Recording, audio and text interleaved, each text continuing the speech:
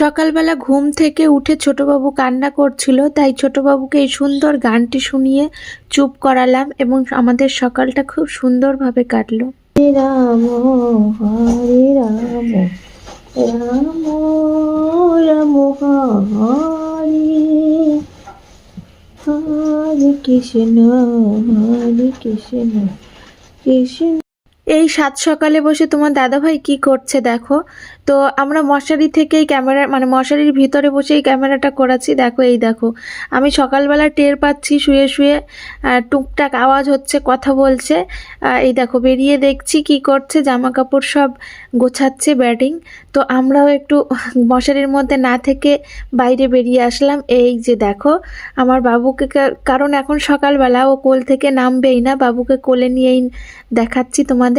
তো দেখো এই যে তোমার দাদা ভাই পেছনের সমস্ত কিছু গুছিয়ে ফেলছে, কারণ আমি তো পারছি না, তাই উনি গোছাচ্ছে।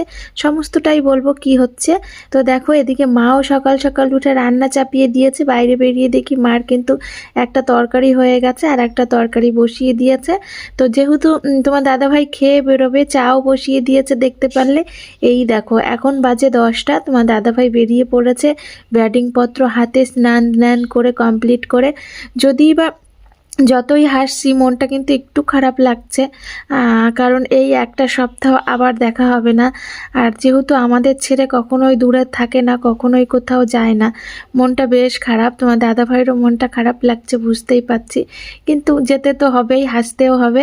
তো দেখো বাই বাই করে দিলাম। আমার বড়োবাবু ফোনটা আমার ধরে দিয়েছিল, এবার বড়োবাবুকে হাম করে দিচ্ছিল ওর বাবা। তো যাই হোক দেখো এবার বড়োবাবুও কিন্তু খুব খারাপ লাগছে ওর। এই দেখো আমিও পেছন পেছন যাচ্ছি। এবার বড়োবাবু ফোনটা দিয়ে আমাকে বলছে, মা আমি একটু বাবার সাথে চলে যাই, বাবাকে একটু আগিয়ে দিয়ে আসি। ওই যে আগিয়ে দিতে চলে যাচ্ছে। তো কোথায় যাচ্ছে? যাচ্ছে হলো ট্রেনিংয়ে। ওই দেখো দূরে চলে গেল। যাচ্ছে হলো ট্রেনিংয়ে, 1 সপ্তাহের জন্য ব্যারাকপুর ট্রেনিং পড়েছে। তো ট্রেনিংয়ে চলে যাচ্ছে। ফোন নিয়েছে, চার্জার ফোন। আরে কি চার্জার ফোন? হ্যাঁ সব নিয়েছে। আমি সব কেন রে? দেখেছো কত দায়িত্ব, কতটা ভাবে আমার বড়বাবু। তো যাই হোক বড়বাবু, আমি আমার ছোটোবাবু সবাই মিলে বাড়ি চলে এসেছি। ছোটোবাবুকে শুইয়ে দিয়েছি, ও এখন খেলা করছে। তো আমি একটু কাজবাজ করে নেব। এই দেখো আমার মাও এদিকে ওই ঘরটায় শুইয়ে দিয়েছি, আর আমরা এই ঘরটায় থাকি। তো এই ঘরটায় ঝুল টুলগুলো ঝেড়ে দিচ্ছে মা বলছে দেখি আবার মানে ঠান্ডা যেহেতু পড়ছে আর কবে হবে না হবে। আর ওই যে দেখো কাপড় চোপড় টানানো, কারণ প্রচণ্ড ঠান্ডা, তোমরা তো জানো।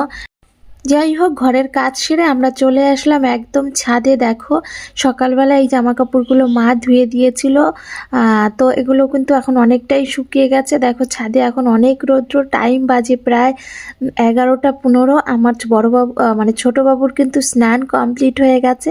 তো এখন মা নিয়ে হাঁটছে, আমি মায়ের কাছে দিয়ে আমি যাব নিচে আবারও। তো দেখো এই যে মা ঘোরাঘুরি করছে। এখন মা বলছে যে ওর একটু ঠান্ডা লাগছে, যেহেতু স্নান করেছে ও একটু ঘুরুক। আর এই যে বড়বাবু কিন্তু আজকে পিছু ছাড়বে না, কারণ আজকে সানডে, ও আজকে আমাদের সাথেই থাকবে, স্কুল নেই। তো যাই হোক আজকে মা আর বড়বাবু উপরে থাকুক, এখন আমি যাই নিচে।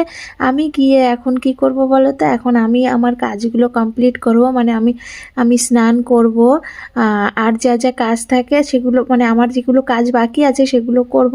তারপরে আমি বাবুকে নিয়ে আবার মানে নিচে নামবো। তো আজকের মতো এই পর্যন্তই ব্লগ ভিডিওটা। সবাই ভালো থেকো, সুস্থ থেকো, চলো টাটা বাই।